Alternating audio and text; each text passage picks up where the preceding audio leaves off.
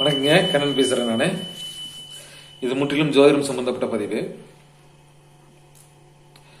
இதை என் குருமார்களை வணங்கி அவர்களின் ஆசையுடன் இந்த பதிவை பதிவேற்றம் செய்கிறேன். நான் இப்போ நம்ம ராசியினுடைய தன்மைகள் பார்த்துட்டு வந்துட்டு இருக்கோம். நம்ம சேனல்ல நிறைய போட்டிருக்கோம். ஜோதிடம் எந்த தத்துவத்தின் அடிப்படையில் உருவாக்கப்பட்டது, தனி மனித ஜாதகம் எந்த தத்துவத்தின் அடிப்படையில் உருவாக்கப்படுகிறது, ராசி கட்டங்கள், கிரகங்களுடைய வரலாறு, ஒவ்வொரு கிரகத்துக்கும் உண்டான வரலாறு, இந்த மாதிரி நிறைய வீடியோஸ் போட்டிருக்கோம். இப்போ ராசினுடைய தன்மைகள் போட்டுட்டு வந்துட்டுருக்கோம். இது வரைக்கும் நீங்கள் சிம்ம ராசி வரைக்கும் சொல்லியாச்சு. இன்னைக்கு நம்ம கன்னி ராசியை பற்றி பார்க்கலாம். நம்ம சேனலை எல்லாரும் சப்ஸ்கிரைப் பண்ணுங்க. இது வரைக்கும் சப்ஸ்கிரைப் பண்ண உள்ளங்களுக்கு மிக்க நன்றி. இனி பண்ண போகும் உள்ளங்களுக்கும் மிக்க நன்றி. தொடர்ந்து பாருங்க, சப்ஸ்கிரைப் பண்ணுங்க. இந்த கன்னி ராசிக்குன்னு பார்த்தீங்கன்னா, கன்னிராசிக்குன்னு கொடுத்த உருவம் என்னன்னா, நெல் கதிருடன் கூடிய கன்னி பெண். இந்த உருவத்தை நம்ம பண்டைய தமிழர்கள் நமக்கு கொடுத்துருக்காங்க. இது 360 டிகிரியில் பார்த்தீங்கன்னா 150 டிகிரியிலிருந்து 180 டிகிரி வரைக்கும் இதனுடைய இது இருக்கும். இந்த ராசிக்கு அதிபதியாக இருக்கும் பார்த்தீங்கன்னா புதன். இது ஒரு உபய ராசி. இது ஒரு உபய ராசி. இந்த ராசியில அதிபதி புதன். இதுல சுக்கிரன் நீச்சம் அடைவார். சுக்கிரனுக்கு நீச்ச வீடு இது. இது ஒரு நில ராசி. உபய ராசியிலேயே இது ஒரு நில ராசி. இந்த உபய ராசியில நில ராசி, இதுல நிறைய சூட்சுமங்கள் இருக்கு.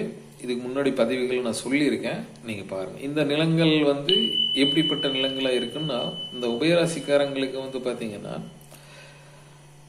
பொதுவாகவே இந்த உபயராசிங்கிறது எப்படின்னா, தேவைப்படும் போது செயல்படும் ராசி. ஓடணும்னு நினைச்சா ஓடிடும், உட்காரணும்னு நினைச்சா உட்கார்ந்துடும், தூங்கணும்னு நினைச்சா தூங்கிடும்.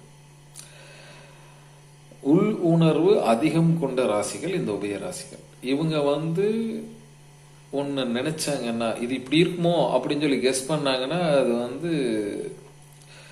90% கரெக்டாக இருக்கும். அவங்க கெஸ் பண்ணுறது மிஸ் ஆகாது.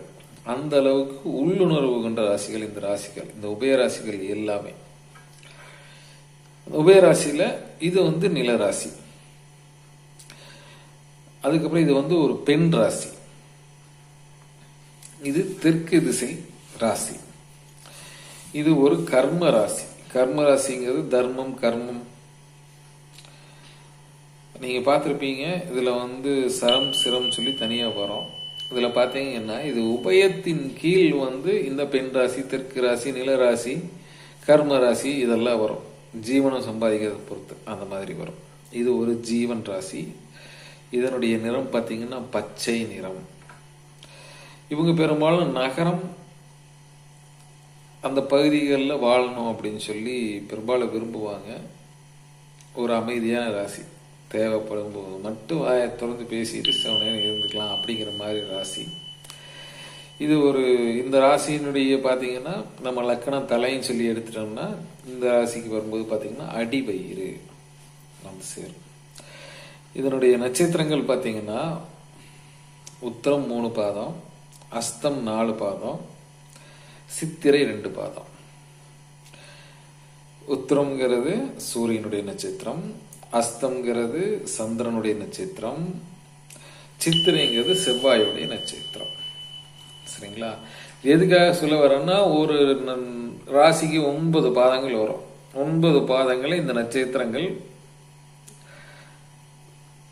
எந்த அதிபதியின் காலில் கிரகங்கள் நின்று கொண்டிருக்கிறது அப்படிங்கிறத நம்ம பார்க்க முடியும். அதுக்காக சொல்றோம். இப்போ ஒரு புதன் ஆட்சியாவே உத்திரம் 3ஆம் பாதத்தில் நிற்கிறாரு அப்படின்னம்னா, புத்திரன் 3ஆம் பாதத்தில் நிற்கிறாரு அப்படின்னு சொன்னோம்னா, உத்திரத்துக்கு அதிபதி யாருன்னா சூரியன். இந்த சூரியன் சூரியனுடைய காலில் நிற்கக்கூடிய புதன் சூரியனுடைய குணாதிசயங்களையும் சேர்த்து செயல்படுத்துவார். அந்த புதன் அதனுடைய பார்வைகள், அதனுடைய கூட்டு கிரகங்கள் எல்லாம் நம்ம கனெக்ட் பண்ணும்போது இந்த சூரியனையும் எடுத்து தான் எந்த காலில் நிற்கிறாங்க அப்படிங்கிறத எடுத்து தான் நம்ம பலன் எடுக்கணும். இது நம்ம பின்னால் வரும் பதிவுகள் உங்களுக்கு நான் டீட்டெயில்டாக சொல்கிறேன். நம்ம பதிவுகள் நிறைய பேர் பார்க்குறீங்க, சப்ஸ்கிரைப் பண்ணுங்கள். மிக்க நன்றி, வணக்கம்.